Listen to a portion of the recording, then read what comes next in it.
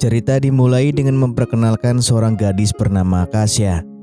Ayahnya adalah seorang pelukis berbakat, namun demi karirnya, ia harus pergi ke luar negeri meninggalkan Akasha sendiri di rumah mereka yang berada di dekat pantai. Suatu hari Akasha berdiri di depan rumah memandangi pantai yang indah. Namun pemandangannya terganggu oleh sosok tukang kebun bernama Fujura. Kehadirannya membuat Akasha merasa kesal sehingga ia pun memilih masuk ke dalam rumah. Meskipun Akasha jelas menunjukkan ketidaksukaannya, Fujura justru semakin terobsesi pada Akasha dan membayangkan suatu hari nanti gadis itu akan menjadi miliknya. Di sisi lain, cerita beralih pada sosok Kaori, seorang wanita muda yang sedang berjalan di jalanan desa. Tiba-tiba sebuah mobil melaju kencang melewatinya, menimbulkan debu yang berterbangan di udara. Kaori merasa kesal dan melampiaskan amarahnya kepada pengemudi mobil itu. Mobil tersebut berhenti di depan sebuah rumah mewah dan ternyata pengemudi mobil itu adalah ibu tiri Akasha yang baru saja tiba. Bersamanya ada tunangan Akasha yang bernama Suko dan adik tirinya bernama Ryoko. Mengetahui keluarga tirinya telah tiba, Akasha pun bergegas keluar untuk menyambut mereka. Fujura yang sedang tidak ada pekerjaan diminta untuk membawa barang-barang milik ibu tiri dan adik tiri Akasha ke kamar mereka masing-masing. Namun cara Fujura menatap mereka terlihat sedikit mencurigakan. Saat itu Ryoko, adik tiri Akasha, tiba-tiba berteriak memanggil ibunya. Ia kesal karena barangnya terkena noda keringat Fujura. Melihat Ryoko terganggu, ibu tiri Akasha segera mempertimbangkan untuk mencari pelayan baru. Namun Akasha menenangkan mereka dengan mengatakan bahwa keluarga Fujura sudah bekerja di rumah tersebut sejak lama dan bahwa orang kepercayaan seperti mereka sulit ditemukan. Akhirnya Fujura tetap diizinkan bekerja di sana meskipun ia baru mulai bekerja sekitar seminggu yang lalu. Tak lama setelah itu Akasha dan Suko masuk ke kamar Akasha untuk berbincang sejenak. Dalam obrolan tersebut, Suko mengajaknya untuk bermain futsal bersama. Namun Akasha menolak ajakan itu tanpa memberikan alasan yang jelas, meninggalkan Suko bertanya-tanya. Di waktu yang hampir bersamaan, Kaori yang baru tiba di rumah Akasha mulai berkeliling. Ia kemudian berjalan menuju pantai di mana ia bertemu dengan Fujura. Ternyata Kaori adalah kekasih Fujura dan momen pertemuan itu diwarnai dengan kegembiraan Fujura. Dengan penuh semangat, Fujura langsung mengajak Kaori untuk bermain futsal. Sore itu Zuko mengajak Akasha berlayar dengan kapal pribadinya untuk menikmati udara segar di tengah laut. Dalam suasana romantis itu mereka sambil membahas rencana pertunangan mereka. Di tengah momen hangat itu Zuko perlahan mencoba memulai aksinya merayu Akasha untuk bermain futsal. Namun baru saja mulai pemanasan, tepat saat itu kembang api tiba-tiba menghiasi langit, membuat perhatian Akasha langsung beralih pada kilauan warna-warni tersebut. Keesokan paginya, ketika melihat Fujura, Akasha menyarankan untuk memakai parfum dan mengenakan pakaian yang lebih rapi. Namun Fujura justru membalas bahwa ia hanya akan semakin berkeringat jika memakai baju berlengan panjang. Tak ingin berdebat, Akasha kemudian memintanya untuk mengambilkan minuman untuk Suko. Fujura mengambil segelas jus dan berjalan menghampiri Suko. Sayangnya karena ceroboh, jus itu tumpah tepat di atas dokumen penting milik Suko. Merasa panik, Fujura segera mengambil handuk yang digunakannya untuk mengelap keringat, lalu buru-buru membersihkan tumpahan tersebut. Namun bau menyengat dari handuk keringat itu membuat Suko semakin marah. Sementara Akasha yang menyaksikan kejadian tersebut hanya bisa menghela napas melihat tingkah Fujura. Pada suatu hari, Fujura terlihat pulang membawa belanjaan yang ia beli untuk persiapan pesta pertunangan yang akan digelar nanti malam. Namun bukannya langsung kembali ke rumah majikannya, Fujura memutuskan untuk singgah sejenak di rumah Kaori. Begitu melihat kedatangan Fujura, Kaori tampak senang bukan main. Mereka pun berbincang sejenak dan dalam waktu singkat, Kaori mengajaknya untuk bermain futsal, kegiatan favorit mereka berdua. Di tempat lain, Akasha sedang sibuk melukis potret dirinya. Tiba-tiba Suko datang dan mulai tampak gelisah. Ia merasa hubungannya dengan Akasha terasa hambar, terlebih karena Akasha sering terlihat cuek dan terlalu tenggelam dalam dunia lukisnya. Mendengar keluh kesah Suko, Akasha menjelaskan bahwa melukis adalah caranya untuk mencari nafkah, sebab ia menjual karya-karyanya demi bisa bertahan hidup. Namun ternyata selama ini lukisan Akasha justru dibeli oleh ayah Suko tanpa sepengetahuan Akasha. Suko yang merasa tidak lagi diperhatikan akhirnya menyampaikan isi hatinya dengan perasaan yang campur aduk, lalu pergi meninggalkan Akasha dalam kebingungan.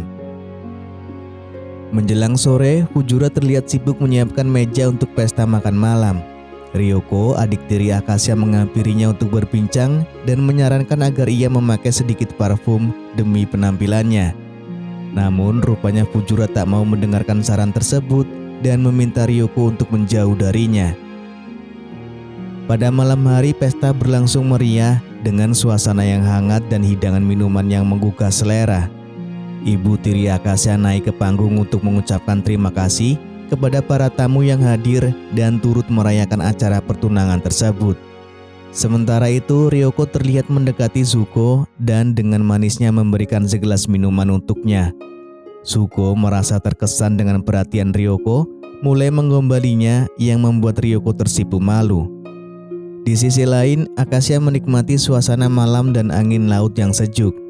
Ketika hendak kembali ke pesta, ia melihat cahaya merah yang tampak mencurigakan dari kejauhan. Karena rasa penasaran, Akasha mengikuti cahaya tersebut yang ternyata berasal dari lilin yang diletakkan di sebuah ruangan. Setelah menyalakan lampu untuk memeriksa lebih jelas, ia menyadari bahwa ia berada di kamar tidur Fujura dan matanya langsung tertuju pada foto dirinya yang terpajang di sana. Terkejut sekaligus tersentuh, Akasha tak dapat menyembunyikan perasaan campur aduknya. Tiba-tiba Fujura muncul di kamar tersebut membuat Akasha sedikit terkejut. Dengan rasa penasaran, Akasha bertanya dari mana Fujura mendapatkan fotonya. Fujura menjawab bahwa ia menemukan foto itu di tempat sampah dan memutuskan untuk menyimpannya. Sambil mendekati Akasha, Fujura mencoba mendekati lebih intens, namun Akasha segera menyadari situasi tersebut dan mendorongnya menjauh. Meskipun sedikit malu, Akasha merasa tak nyaman dan buru-buru meninggalkan kamar tersebut. Keesokan harinya, semua anggota keluarga bersiap-siap untuk pergi jalan-jalan. Ibu tiri Akasha bertanya apakah Akasha ingin ikut, namun Akasha menjawab bahwa ia ingin menyelesaikan lukisannya terlebih dahulu. Ketika rombongan keluarga itu pergi, tiba-tiba turun hujan deras yang mengguyur area sekitar. Akasha tetap sibuk menyelesaikan lukisannya di rumah, tak terganggu oleh hujan yang turun. Di tengah kesibukannya, tiba-tiba Fujura masuk ke rumah dan langsung menghampirinya. Akasha yang merasa terganggu segera meminta Fujura untuk keluar, namun Fujura mengabaikan permintaannya dan malah beralasan bahwa ia hanya ingin melihat lukisannya. Tak lama setelah itu, Fujura tiba-tiba mendesaknya untuk ikut bermain futsal dengannya. Akasha merasa marah dan segera berusaha lari keluar rumah di tengah derasnya hujan untuk menghindari Fujura. Namun Fujura pantang menyerah. Ia mengejar Akasha dan akhirnya berhasil menangkapnya. Di tengah derasnya hujan, Fujura berhasil menguasai pertandingan dan berhasil menjebol gawang Akasha dengan semangatnya yang tak terbendung. Setelah kejadian tersebut, Fujura menyadari bahwa ini adalah kali pertama Akasha bermain futsal. Tak lama setelah itu, Akasha menghubungi polisi, namun saat panggilan tersambung, ia tak mengatakan sepatah kata pun. Ketika ibu tirinya pulang, ia langsung menyadari bahwa wajah Akasha terlihat begitu pucat. Namun ketika ditanya, Akasha hanya menjawab singkat bahwa ia baik-baik saja. Dari luar pintu, Fujura diam-diam mendengarkan percakapan mereka dan memperhatikan bahwa Akasha tidak menceritakan apapun yang terjadi. Dari situ, Fujura mulai berpikir bahwa mungkin saja Akasha sengaja merahasiakan kejadian tersebut agar pertemuan mereka berlanjut tanpa diketahui siapapun. Beberapa saat kemudian, saat Fujura sedang menikmati makan siangnya, Kaori mendekatinya dengan ekspresi cemburu. Ia merasa tersingkir karena Fujura lebih memilih untuk memajang foto Akasha dibandingkan dengan dirinya. Dengan marah, Kaori mengambil foto tersebut dan melontarkan kata-kata tajam kepada Fujura. Namun Fujura tampak tidak menghiraukannya dan segera pergi dengan alasan bahwa ia harus kembali bekerja. Keesokan harinya, Fujura melihat Zuko yang sedang mengajak Ryoko pergi bersamanya. Sementara itu, sang ibu terlihat sangat fokus pada telepon yang sedang diterimanya. Memanfaatkan kesempatan itu, Fujura memutuskan untuk masuk ke kamar Akasha yang saat itu sedang tertidur. Fujura dengan cepat mendekati Akasha dan mengajaknya bermain futsal untuk yang kedua kalinya sambil memberitahu bahwa Zuko sedang pergi bersama Ryoko. Di sisi lain, Zuko tampak bersenang-senang di atas kapal dengan Ryoko. Dia bahkan berjanji akan membatalkan pertunangannya dengan Akasha demi Ryoko. Setelah mengucapkan kata-kata itu, Zuko pun mengambil kesempatan untuk mendekati Ryoko lebih dekat dengan mengajaknya bermain futsal. Keesokan harinya, Akasha bangun lebih awal untuk menyiapkan sarapan bagi ibunya. Namun saat ia berjalan di sekitar rumah, matanya tertangkap oleh handuk milik Fujura yang tergeletak di lantai. Ia merasa ini bisa menjadi kesempatan untuk memecat Fujura, tetapi ibunya justru memberikan nasihat agar Akasha tidak terbawa emosi. Ibunya mengingatkan bahwa sulit untuk menemukan pekerja yang dapat dipercaya. Sementara itu, Fujura yang kebetulan mendengar percakapan tersebut tiba-tiba melempar piring dengan marah. Tindakan ini membuat Akasha merasa ketakutan dan akhirnya ia memilih untuk tidak membahas hal-hal aneh tentang Fujura lagi. Ketika ibunya pergi, Fujura melintas di depan Akasha sambil memegang buah semangka dan Akasha tidak memberikan perlawanan. Setelah momen tersebut, mereka kembali terlibat dalam pertandingan futsal untuk yang ketiga kalinya. Sore harinya, Akasha terlihat berdiri di tepi pantai merenungkan pikirannya. Sementara itu, di malam hari ibunya bersama Zuko dan Ryoko sedang menikmati hidangan makan malam mereka. Ibunya bertanya mengapa Akasha tidak bergabung, tetapi Zuko justru mengatakan bahwa lebih baik jika Akasha tidak ada di sana. Akhirnya, mereka melanjutkan makan malam tanpa kehadiran Akasha. Dalam kesempatan itu, Zuko mengungkapkan niatnya untuk membatalkan pernikahannya dengan Akasha dan beralih kepada Ryoko. Di sisi lain, Fujura mengamati Akasha dari kejauhan.